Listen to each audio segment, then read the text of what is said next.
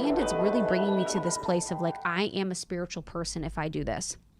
And I think we all also know experiences and situations, maybe when we've traveled or when we've seen family or when we've been in nature, that we can see the most spiritual things happen naturally without anyone around. And that's sometimes when I travel, this will happen where I'll see, the man working on the farm that lives on the farm, that supports his family, that supports the community around him. And I'm like, that is a spiritual ass life. And he's probably never meditated. So there are people that are living very, very spiritually that are not having it known by everyone, that are defining spirituality and their connection to source in their own way. The spiritual ego is really, really hard to recognize in ourselves. It's really hard to recognize in ourselves. It's the hardest to transcend because it's that last place. So when we first start our awakening process and we become conscious, we are able to observe ourselves and our thoughts. We don't identify with our thoughts.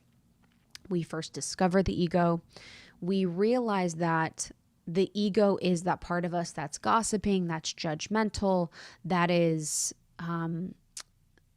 this identity that we were forced to create from a very young age that was very, very important to our survival. But then we realized like, oh, I am actually God. I am actually oneness. So that is not me. And then as we start our spiritual journey, the ego hides within that spiritual process and hides within the spirituality as the identity. So now that we've evolved to our identity was, a sports player. Our identity was a trombone player. Our identity was this. Our identity was a college student. Our identity was these things, a corporate, whatever. And then we're like, oh, I'm a spiritual person. And then we're like, ooh, that ego is like, oh, I need that place of that spiritual person identity rather than the formlessness that Eckhart Tolle talks about to hide. The ego will identify with really anything that we're placing in front of it. So if you are doing a lot of music, you're like, I am a magician. If you are doing a lot of music, you are like, I'm a musician, which is a beautiful identity, but it's also not you. So when we're like, I'm a spiritual person, we are identifying with this idea that also is not us. The ego is very much a shapeshifter. Throughout our lives, it will shapeshift into a lot of different ways and become a lot of different things and really use itself as a way to protect us.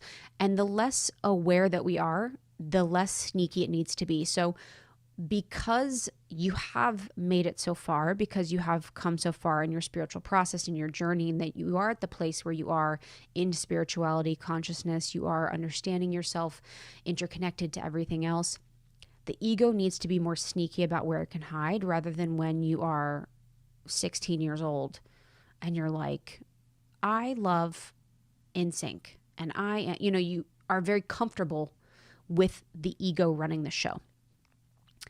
So the less aware we are of it, and you know this with people that are very egoic, you can call them very egoic, you're like, oh, you're not very conscious. So as we evolve in our consciousness, the ego becomes much more sneaky and hides in the spiritual identity of the spiritual ego. So the more awareness expands, the more nuanced and complex it needs to be. So the more our awareness expands, the more complex and nuanced the spiritual ego needs to be. And this is why we see those spiritual leaders, and we all know them. It's like part of the process where they have these giant egos, but yet they are so conscious. So we've seen a lot of teachers over time that are incredibly powerful, profound, sharing incredible insights of consciousness of the earth, but then the ego is not in check, oftentimes because they're having that egoic identity affirmed every single day through their teaching, through their lessons, through their lectures.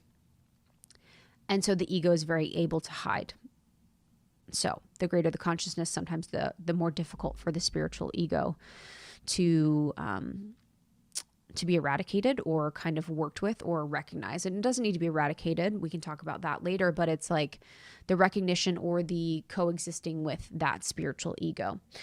And there's really no safer disguise than the spiritual seeker for the ego. And this is why so often there's so many wars based on religion. There's so much trauma based on religion because of the belief that God wants me to do this, or this is the will of God, this is the will of Allah, this is the will of whoever.